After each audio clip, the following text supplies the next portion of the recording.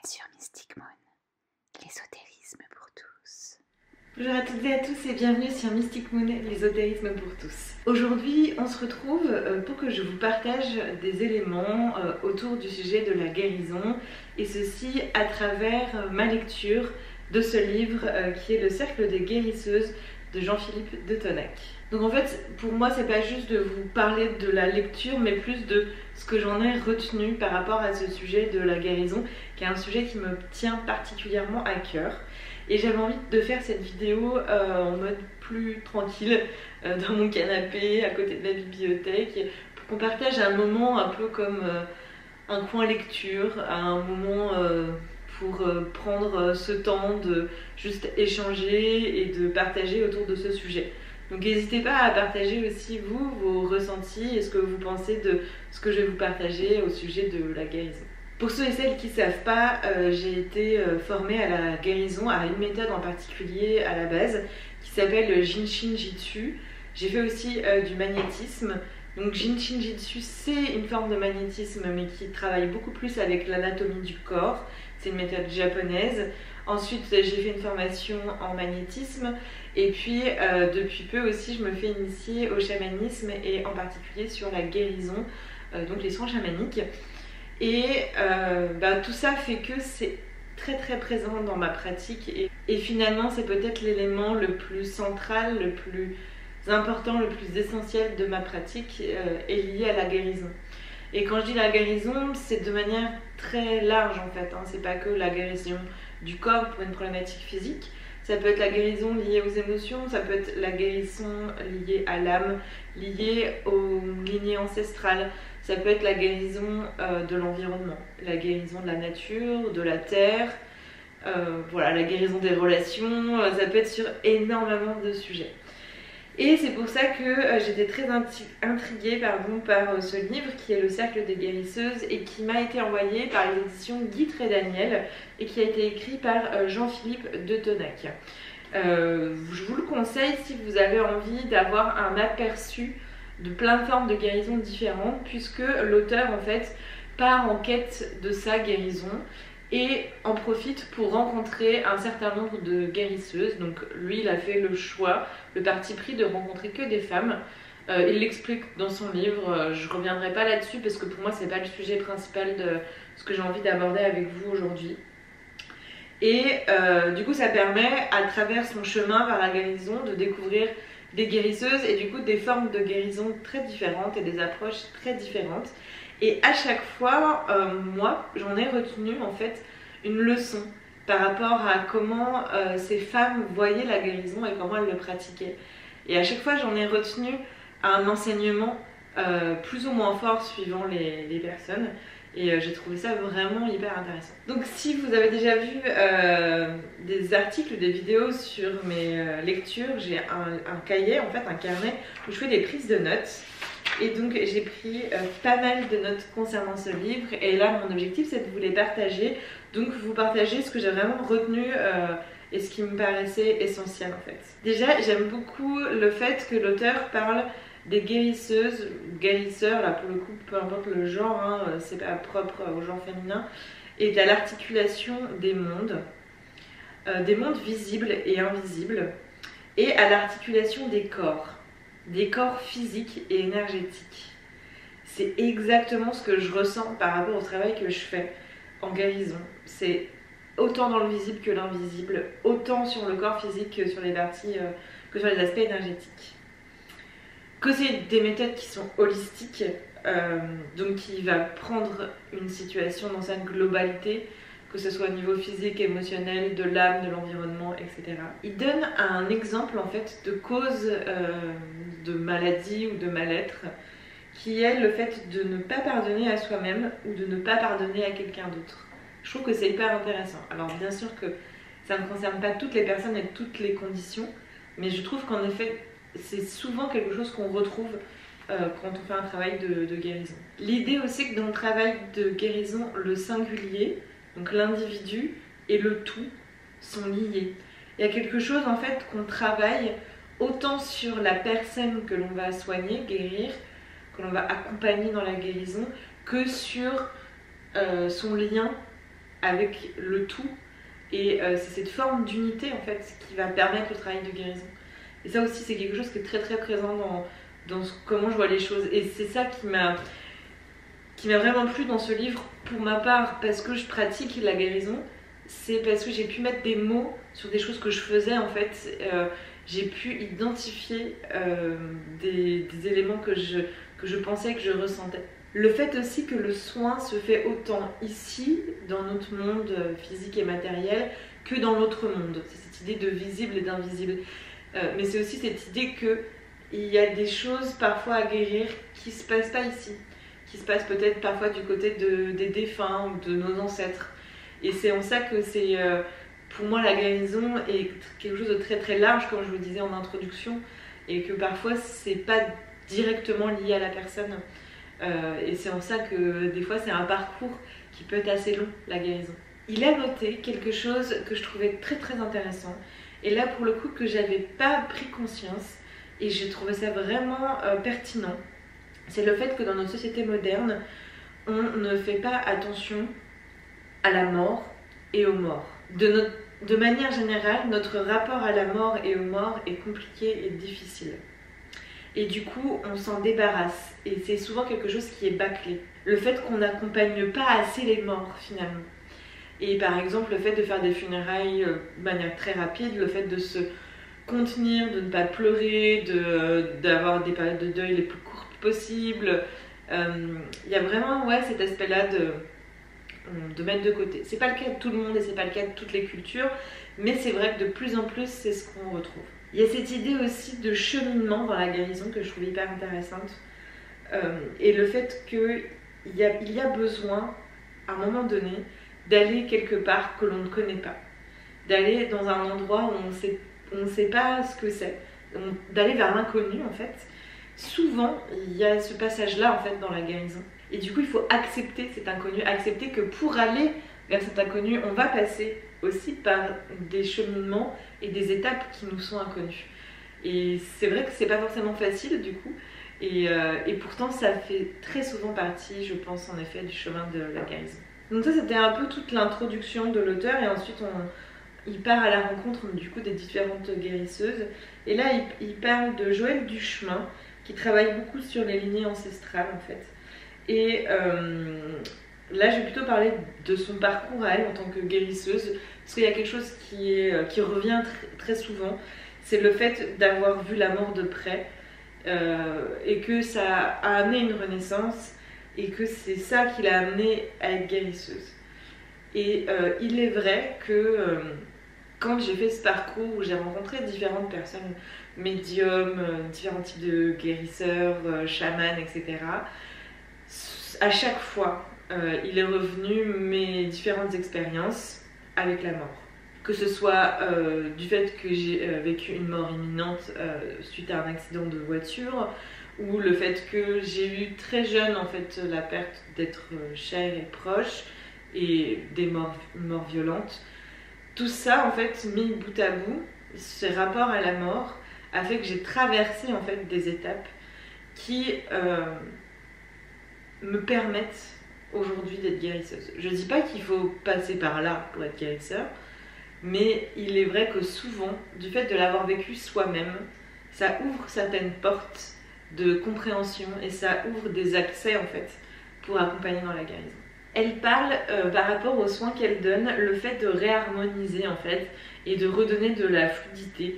Et ouais, je me retrouve aussi beaucoup là-dessus.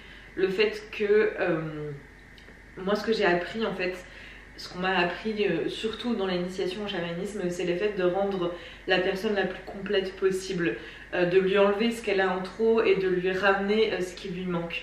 Et du coup, il y a cette idée en effet d'équilibre, et dans l'équilibre, moi je retrouve beaucoup cette idée d'harmonie et de fluidité. Elle pointe quelque chose du doigt qui est tellement évident quand on le lit, mais pareil, j'avais pas mis le doigt dessus moi pour le coup, c'est le fait que le soin, c'est une association entre la nature, la personne qui vient pour le soin, et le guérisseur, la guérisseuse. C'est en fait vraiment un travail entre ces trois entités, si je peux dire.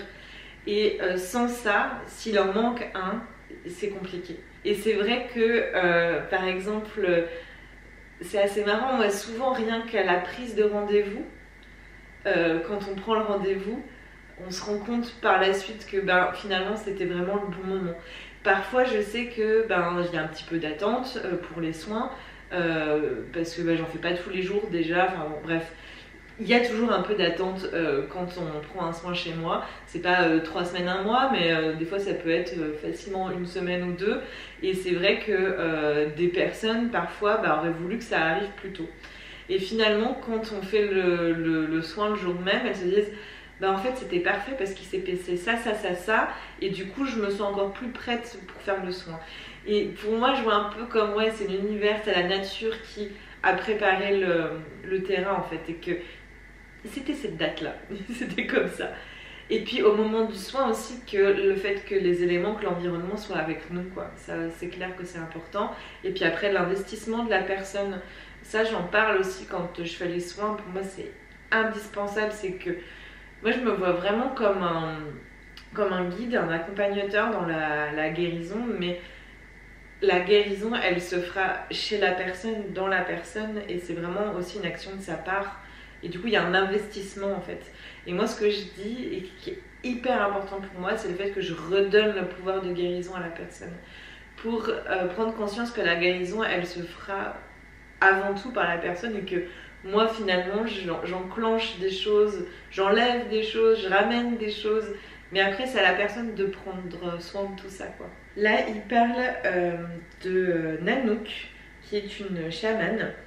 Et je vais vous lire mot pour mot, je crois, j'espère que j'ai bien repris mot pour mot ce qui a été écrit. Mais qu'en gros, un soin, c'était de la bienveillance en acte orienté vers un être ou une réalité dont on peut, par la force de son attention et intention, encourager la transformation. J'aime beaucoup cette phrase. Il y a cette idée en effet d'être dans la bienveillance, c'est sûr, d'orienter, d'encourager vers la transformation.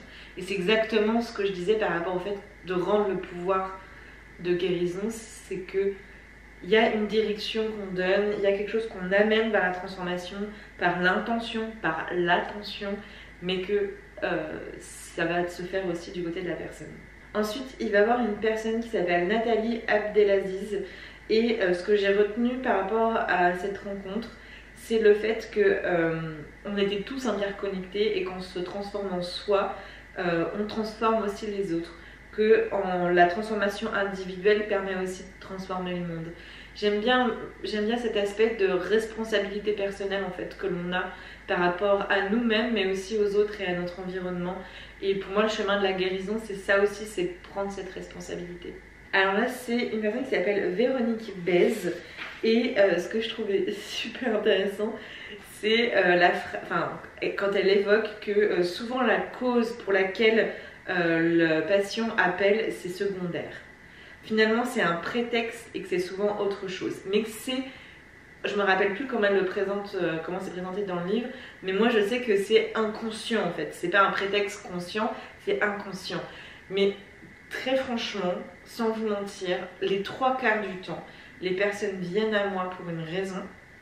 Voilà, j'ai besoin d'aide, j'ai besoin d'être guérie, d'être soignée pour telle raison. Et on va aller soigner autre chose, une autre raison. Et quand je découvre cette autre raison, souvent je fais du coup un voyage dans les mondes subtils en état de conscience modifié, c'est une grosse partie du soin en général. Et c'est là où je vais aller trouver les informations, comprendre, etc., la source du problème. Et très souvent, en fait, c'est pas ce que la personne m'a évoqué, c'est pas ce pourquoi elle est venue de base. Et quand je reviens et que je raconte, très souvent, déjà au début, ça a été un peu difficile pour moi parce que j'allais finalement expliquer et amener vers une guérison qui n'était pas celle qui était demandée. Je me suis dit, mais je suis à côté de la plaque. Voilà, la personne, ça se trouve, ça n'a rien à voir avec ce pourquoi elle est là, et c'est étrange quoi, que je lui parle de ça. Et à chaque fois, ça tombait extrêmement juste. Et c'est assez fou de se dire, on sait qu'on a besoin de faire ce travail de guérison, de se soigner. Mais on a en tête une raison qui est souvent finalement, c'est pas que c'est pas la bonne, c'est qu'il y a autre chose. Quelque chose qui est avant ça, qui est la source de ça, et que c'est ça qu'il faut aller guérir. Et je trouve que c'est hyper intéressant et c'est ce qu'on retrouve aussi dans ce qu'elle dit là. Là, c'est la rencontre de Paul Rickenbush. Je pense que je prononce mal. Et ce qui a été ressorti de cet entretien avec elle, c'est que dès la prise de rendez-vous, le processus de guérison commence. Et ça, j'en suis convaincue. Et c'est assez marrant parce que souvent, pas souvent, mais c'est quand même déjà arrivé que des personnes prennent rendez-vous avec moi et au moment où le rendez-vous arrive, elles me disent bah finalement depuis que j'ai pris le rendez-vous, bah ça va beaucoup mieux. Et il peut arriver que du coup des personnes se disent bon bah c'est bon finalement j'en ai plus besoin, alors que non, c'est vraiment que le début du processus de guérison. Mais c'est assez marrant de voir que ce processus de guérison, dès la prise de rendez-vous, il commence. Enfin, c'est assez marrant, ça s'explique hein, parce qu'il y a une prise de conscience de la personne, que ça y est, elle se met dans une énergie d'action, que elle prend rendez-vous pas qu'avec moi finalement, elle prend aussi rendez-vous avec l'univers, avec son chemin, avec son environnement, et en ça je trouve que c'est vraiment fort quoi. Elle appelle ça le dispositif silencieux, qui commence avant que ça commence vraiment quoi. Et elle explique du fait que l'énergie n'a pas de barrière d'espace ou de temps. Elle dit aussi qu'on ne peut pas guérir sans l'intention de guérir. Ça, je trouve que c'est intéressant et c'est cette idée aussi de responsabilité. Responsabilité de la personne, de la guérisseuse ou du guérisseur, mais aussi de la personne qui vient se faire soigner. Le patient, on va dire, même si c'est pas forcément le terme toujours adapté, mais le patient, il a aussi sa responsabilité d'intention de guérir, de se soigner. Autant que la personne qui guérit. Et elle évoque aussi le fait que parfois c'est pas quelque chose de nouveau qu'on appelle pour guérir, mais c'est le fait de regarder sous un angle différent. Et ça c'est vrai que ça c'est pas que dans les soins, c'est aussi beaucoup dans les accompagnements que je fais. Souvent les personnes, ce qu'elles retirent des accompagnements, c'est pas un nouvel apprentissage, une nouvelle connaissance par rapport à eux ou autre, mais c'est le fait de voir les choses différemment. Le fait de les amener à regarder sous un angle différent. Et ça, finalement, ça leur apprend une nouvelle chose en soi. Mais je trouve que c'est intéressant. Se dire que c'est pas quelque chose forcément d'inconnu qu'on va chercher. Mais parfois, c'est des choses qui sont bien connues. Mais juste, on les a pas regardées sous tous les angles, quoi. Et c'est du coup assez facile pour moi. Souvent, les personnes que j'accompagne me disent « Oh, mais c'est fou, toi, tu vois ça comme ça, mais je l'avais pas vu comme ça. » Et je précise toujours, mais c'est tellement plus facile pour moi parce que je suis complètement extérieure à la personne, je ne la connais pas et du coup quand on est autant extérieur, qu'on a autant de recul, je vois la chose du coup de manière beaucoup plus haute et beaucoup plus large, donc c'est beaucoup plus facile de voir ces différents angles que quand on est vraiment dedans, qu'on est dans cette situation depuis longtemps et que du coup voilà, on n'a plus cette prise de hauteur et plus cette prise de recul quoi. J'ai pas cité tout le monde parce que cette vidéo sinon aurait été beaucoup trop longue, donc je vais terminer avec une personne qui est Céline Hermini et qui dit plusieurs choses dans cet échange avec l'auteur. Et une chose qui n'est pas vraiment de rapport avec la guérison, mais c'était par rapport à son parcours en fait et le fait que un jour elle a décidé de faire ce qu'elle faisait. Et elle dit en gros qu'une décision c'est comme un immense barrage qui cède. Et j'ai trouvé ça hyper intéressant parce que je l'ai vraiment vécu aussi de la même manière, puisque avant de faire ce que je fais, de vous parler là aujourd'hui de toutes mes pratiques, avant ça j'avais un métier dans la société moderne, je travaillais en industrie, etc. Et rien à voir avec ce que je fais aujourd'hui. Et quand j'ai pris la décision en fait de me lancer avec Mystic Moon entre autres, en effet j'ai vraiment eu ce sentiment de barrage qui cède. Et à chaque fois en fait que j'ai pris des décisions comme par exemple d'accepter d'être initiée en chamanisme, parce que c'est pas quelque chose que je suis allée chercher, c'est quelque chose qui est venu me chercher si je peux dire. Et depuis un moment finalement quand je fais la rétrospective de tout ça, et j'ai beaucoup inconsciemment j'ai retenu en fait comme un barrage et le jour où j'ai décidé de ok j'y vais, en effet il y a vraiment quelque chose qui s'est cédé, quelque chose qui a lâché quoi. les vannes ont été lâchées.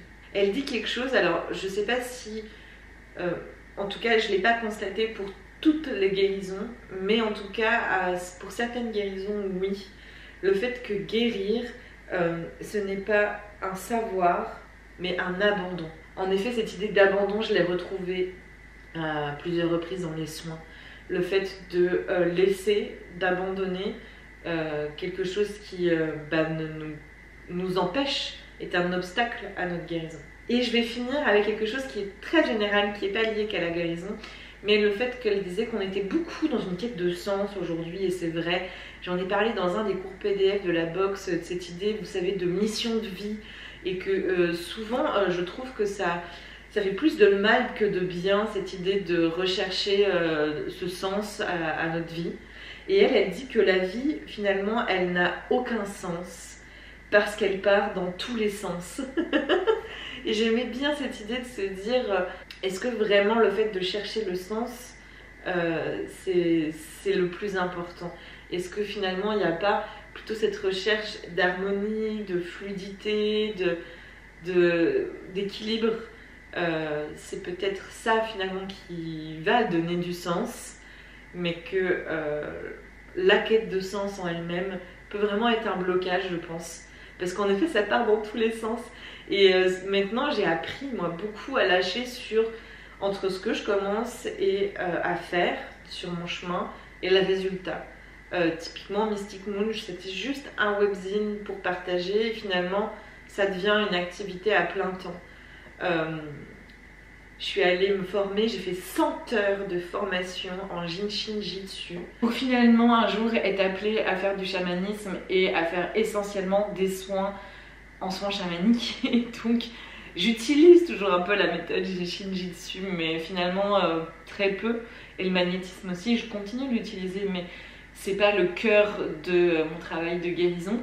Et du coup voilà, c'est assez marrant, et même là que maintenant je suis initiée au chamanisme, je sais pas si un jour je serai chamane et que ça sera ça finalement le cœur de mon activité, j'en sais rien. Et du coup j'arrête de chercher du sens à savoir est-ce que je suis guérisseuse Jinshin Jitsu ou magnétiseuse, ou est-ce que je suis chamane, ou est-ce que... j'ai lâché prise, ça a été compliqué, ça a été long, mais j'ai lâché prise là-dessus en me disant... c'est pas le plus important. Le plus important, c'est que je continue sur le chemin et que je continue ce travail de recherche d'équilibre, d'harmonie, de fluidité, et que ça m'emmène à chaque fois à des étapes qui sont inattendues, imprévisibles, mais qui finalement, c'est elles qui ont le plus de sens. Donc voilà, c'était un peu le mot de la fin. J'espère que cette vidéo vous aura plu. En tout cas, moi, ça m'a fait extrêmement plaisir de partager ce moment avec vous. Ça m'a fait vraiment plaisir de vous transmettre tout ce que j'avais retenu de ce livre, et du coup les mots que j'ai pu mettre sur ma pratique, sur mon travail en tant que guérisseuse, parce que c'est vraiment un pan très important de ma vie, et c'est peut-être le plus important aujourd'hui. Et c'est pas toujours facile quand on est dans l'action de prendre du recul sur ce qu'on fait, et ce livre m'a beaucoup aidé à mettre des mots sur des ressentis et avoir cette prise de hauteur finalement par rapport à ce que je faisais. Donc très clairement, c'était pas un résumé du livre. L'objectif, c'était pas de vous parler du livre, mais plutôt de rebondir sur ce livre et de tout ce qu'ont pu dire en fait ces guérisseuses, pour vous parler de moi, comment je ressens et je vois les choses aussi, et vous partager mon expérience. Finalement, ce que je vous ai dit là, c'est un dixième de tout ce qu'on peut retrouver dans ce livre. Donc si vous intéresse, je vous rappelle qu'il s'appelle Le Cercle des Guérisseuses de Jean-Philippe de Tonac aux éditions Guittre et Daniel. Encore merci pour tout, n'hésitez pas à partager en commentaire ce que vous pensez, ce que vous ressentez par rapport à tout ça, et je vous dis à bientôt sur Mystic Moon. C'était Mystic Moon, l'ésotérisme pour tous.